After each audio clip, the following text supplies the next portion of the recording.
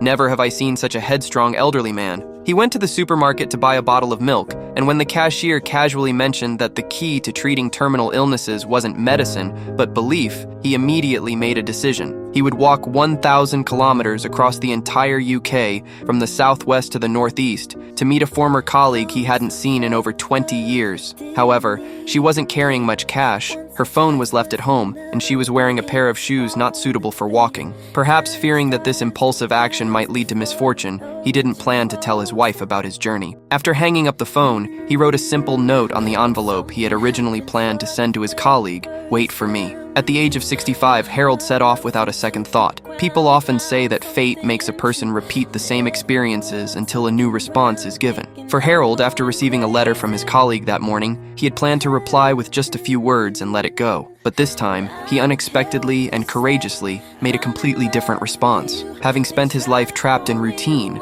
his existence had been ordinary, and his fate, like a rusted gear, seemed to have stopped. But at that moment, a miracle happened, and the wheel of his life began to turn again. However, Harold was an elderly man, and he had hardly ever walked far in his life. Even leaving his town had already drained all his energy.